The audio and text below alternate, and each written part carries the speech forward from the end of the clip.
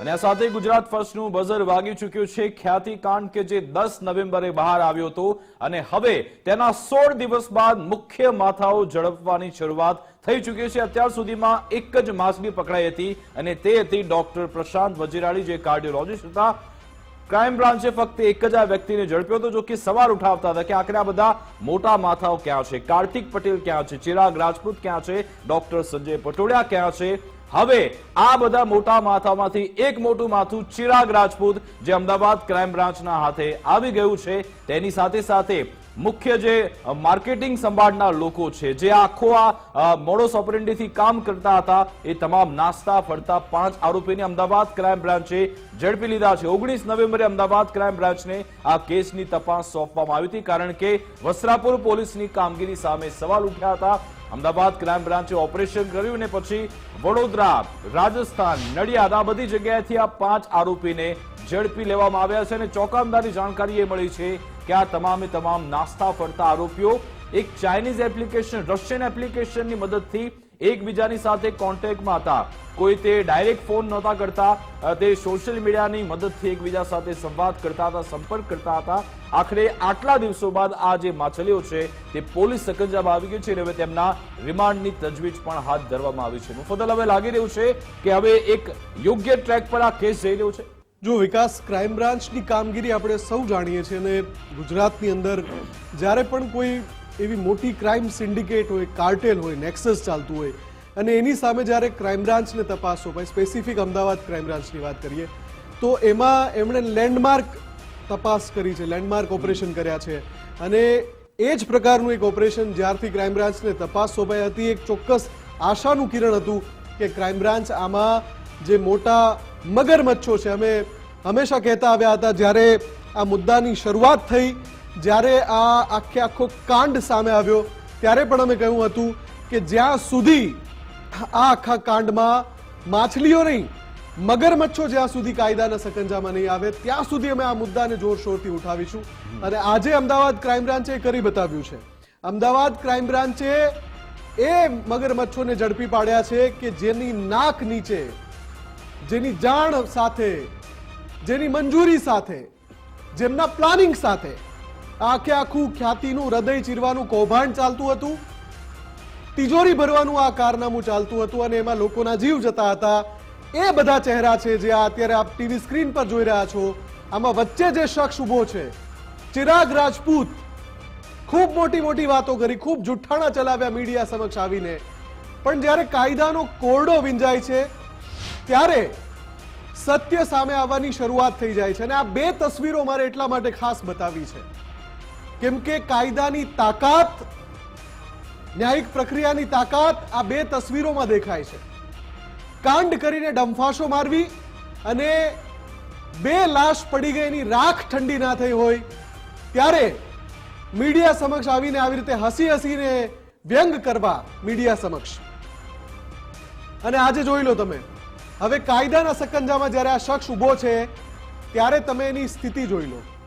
કઈ રીતે આ ચિરાગ રાજપૂત, જે બધાને ગેરમાર્ગે દોરવાની કોશિશ કરી રહ્યો હતો, પણ આ ખ્યાતિ મલ્ટી સ્પેશિયાલિટી હોસ્પિટલની અંદર જે લોકોના જીવ સાથે રમત ચાલતી હતી, ચેડા ચાલતા હતા. આ જે બે દ્રશ્યો છે એ ચિરાગ રાજપૂતના પોતાના સવાલના જવાબ તેણે પોતે જ આપ્યા છે.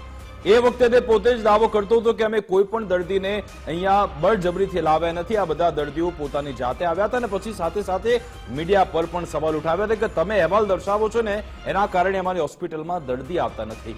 જો તમે સારા હતા, જો તમે એકદમ નિર્દોષ હતા, તો પછી આટલા દિવસોથી તમારે ભાગવાની, છુપાવવાની જરૂરિયાત શું હતી? કેમ હતી?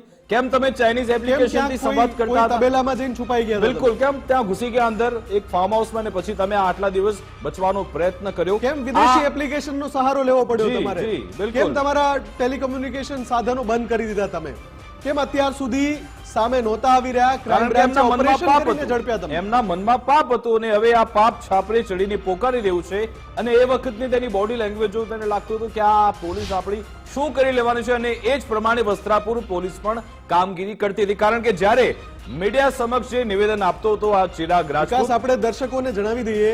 બિલકુલ. જે આ તમે જે દ્રશ્ય જોઈ રહ્યા છો, હમણાં તબેલા શબ્દ વાપર્યો મેં, આ જે જગ્યાના દ્રશ્ય તમે જોઈ રહ્યા છો, ત્યાં આ કરોડોની ગાડીઓ લઈને ફરતો, કેમ કે એના ઘરના દ્રશ્યો, અને આપણે દેખાડ્યું હતું કે લાખો રૂપિયાનો શરાબનો જથ્થો પણ એના ઘરમાંથી મળ્યો હતો, કેમ કે એક બાર આખો હતો એના ઘરમાં.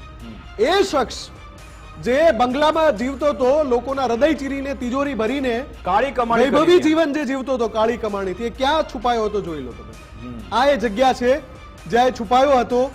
આ જગ્યા પર જે શખ્સે એને ત્યાં આશરો આપ્યો, એને પણ ખબર નહોતી કે આ કોઈ મોટા કાંડનો આરોપી છે.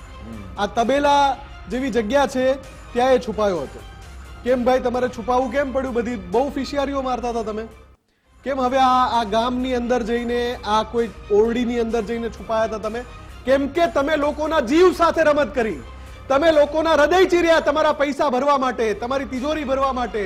તમને એક કે ને કે શિકારીને સ્વાદ ચાખી જાય લોહીનો, એમ તમે સ્વાદ ચાખી ગયા કે આયુષ્યમાન માં યોજના કાર્ડ છે જે એની અંદરથી લાભાર્થીઓને શોધી શોધીને આજે પોલીસે આખો એક તેમણે વિગત આપી છે. પોલીસ તરફથી કહેવામાં આવ્યું કે ખ્યાતિ હોસ્પિટલનો આખો ધંધો આ યોજના પર જ ચાલતો હતો. 70% તેની આવક સરકારી યોજનાની જ હતી, બાકી 30% આવક તે જે નોર્મલ સર્જરી કરે છે તેમાંથી છે. એટલે કે તેમણે નિવેદન પણ આપ્યું છે જેસીપીએ. જી, જેસીપીએ પ્રેસ કોન્ફરન્સ સંબોધી એમણે કહ્યું કે આ ચિરાગ રાજપૂત જ મુખ્ય આરોપી છે.